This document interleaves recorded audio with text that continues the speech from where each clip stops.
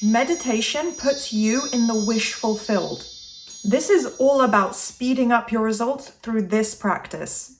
Hey guys, welcome back to my channel and welcome to any new viewers. I'm Alexa, a manifestation coach. We're delving into a specific practice that is really powerful, which yes, is meditation, as you can see from the title, tying it into your specific person. And the meditative practices that I've personally benefited from, give you guys my feedback, advice, all the things that I have personally seen over the years for how powerful meditation really is. So that is going to be today's video.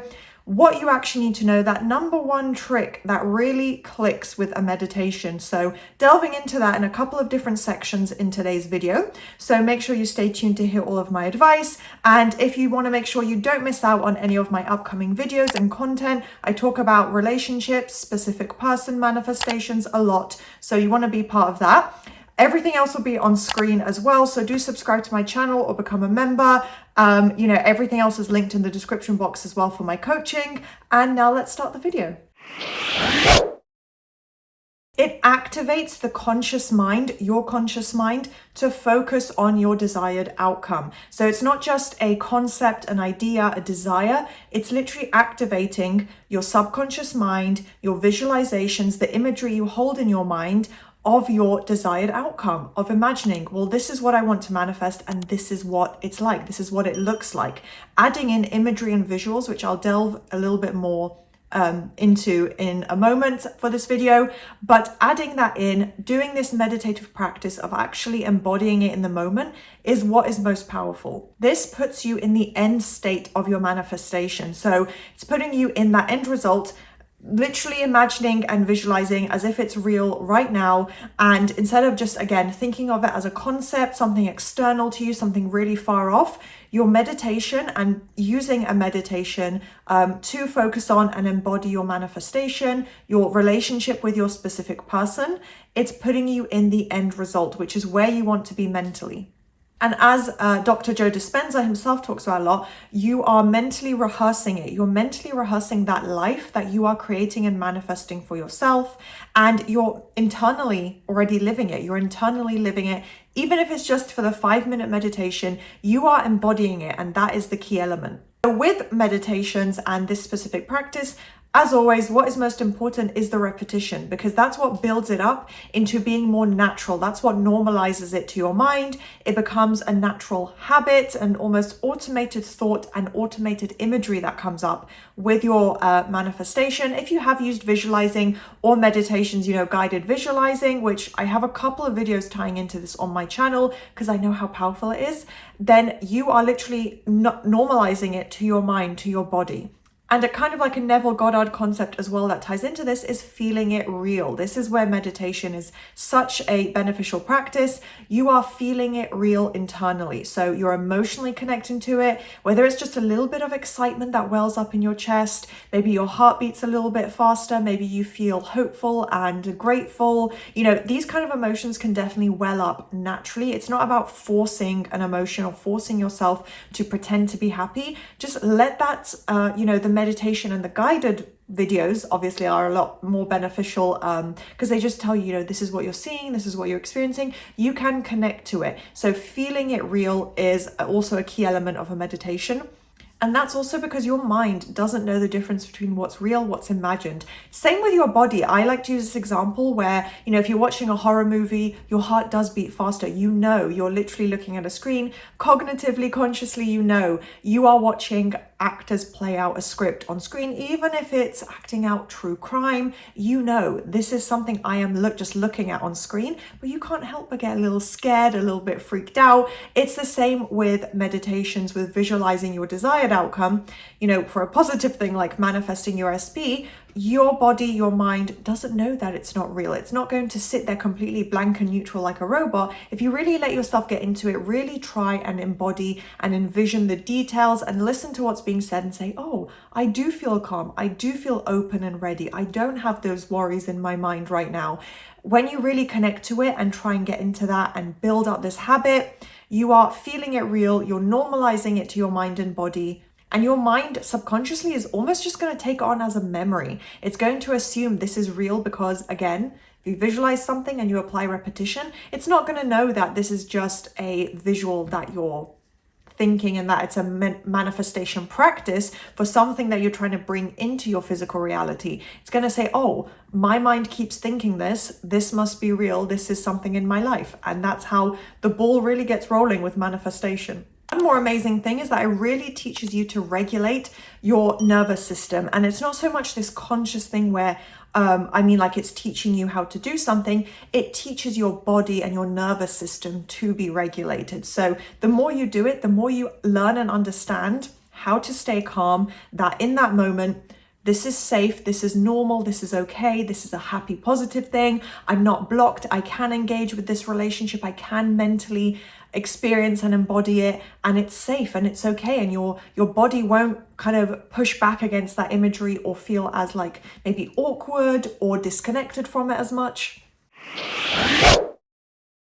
So how to use this for actually manifesting your person? Well, you want to make sure you visualize. As I said at the beginning, that is the number one trick. That's the best part of a meditation. Yes, staying calm, regulating your nervous system, calming down, being focused and present in the moment is very powerful and puts you into a sat state. But then once you get to that, you also want to tie in the visual imagery, getting really specific, honing in on the visuals of what is the relationship you want to manifest? What does that look like with your person? What would embody the dream, ideal end result that you are focusing on, that you are creating? So whether or not you're using guided meditations, professional guided visualizations, ones from me, or, there are obviously professionals who are experts in these fields that specialize in meditations. Well, Dr. Joe Dispenza has some, but I also really like Brian Scott. He has a YouTube channel as well. Some really incredible kind of quantum jumping meditations as well. And that has been really powerful for me as well. I've used those where I imagine my ideal reality. I've really connected with these. I've really felt a shift internally by doing it myself. But yeah, ultimately, you want to make sure you're incorporating some type of visual. So obviously a benefit is as well is that meditating is great to calm down. So in imagining your specific person, this relationship, this manifestation already being fulfilled, it's going to keep you calm down your nervous system. So again, you're not jumping to any automated negative reactions. And it's just a good practice. If you're feeling overwhelmed by it, which does happen when emotions get involved, meditation is a great moment to just break that and get back into a good state. They usually involve some form of breathing exercises. I use that in my videos as well, where I remind you guys, taking deep breaths in, just being present in the moment and applying that, because we don't do that. And when you start to get panicked, your breathing kind of gets a bit messed up in the moment. Your heart is probably racing. So yeah, breathing exercises during a meditation are super beneficial and really good to start with at the beginning. So how else you can use this is obviously, I've mentioned it, guided meditations all over YouTube. If you're into this whole manifestation niche and the community on YouTube, you'll have seen at least some suggestions. So check out Brian Scott. That's my top suggestion. I have some videos as well. And especially if you watch my videos, you connect with me, you like my voice, it's going to connect with you a lot more than just a stranger.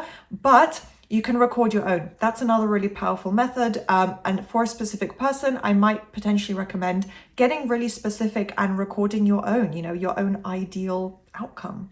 So another top tip whilst doing this is to add in visuals. Usually the meditations, obviously they don't get hyper specific. Usually they will allow you and your own mind to form the visuals, is to add in visuals in present tense as if you are experiencing it right now. That is so important because it's telling your mind, I am in this moment. I am experiencing this right now. And, in the present tense, it's not something far off. You're telling your mind, look at me experiencing this right now. And internally experiencing it is the first, most beautiful, most significant step, because you're telling your mind, this is what the result looks like. This is what my life can look like and what I'm creating. So if you do want to work on your own, I would recommend writing out a script even before starting the meditation, just so you are clear, you have a vision in your mind, you write out a short script. And if you want to make your own, then you just record that in your own voice. But just deciding this is the end result that I'm focusing on. This is the imagery and the scene that I can see myself physically experiencing in my mind that I'm going to focus on. And as a general rule, I would also say maybe 1 or 2 minutes per day for visualizing. So during the morning, during the night, I always tell my clients this as well. And in my members' videos, it's so good to include challenges and practices when you wake up and when you're going to sleep, starting your day and ending your day with this, a really great positive habit to build up. You're going to be building and developing new neural pathways. So inside your body, you're literally going to be developing those neural pathways that is literally changing how your mind and body communicate, what you're learning, what your automated reactions are.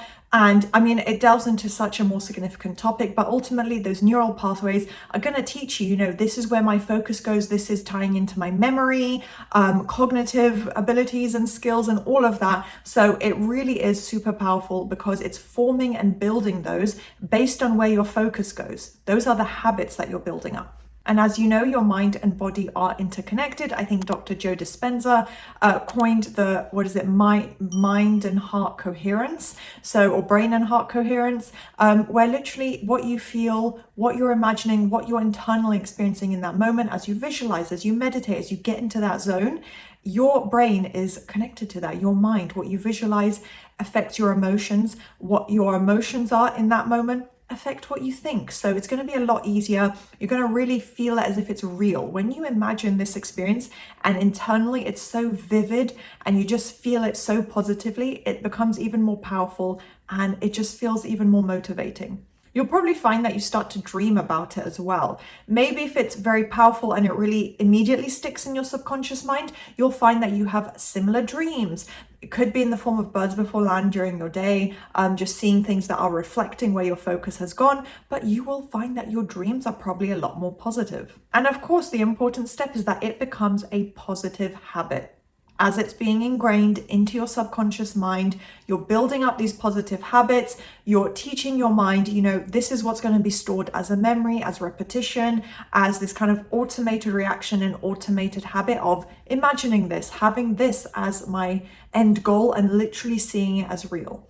So the more details that you can add in, the more real it seems to your mind. And overall, it's about breaking down those barriers of thinking this isn't possible. You're going to teach your mind by saying, I can embrace and embody this internally. I can really see it. I can feel it. This is what my life can and will look like by staying focused on this. So I think I'm going to finish up this video here. I think I gave you guys some great points of advice that you could test out for yourself. I'd love to hear your feedback because I know you guys can have such an amazing experience with meditation. It's helped me a lot over the years.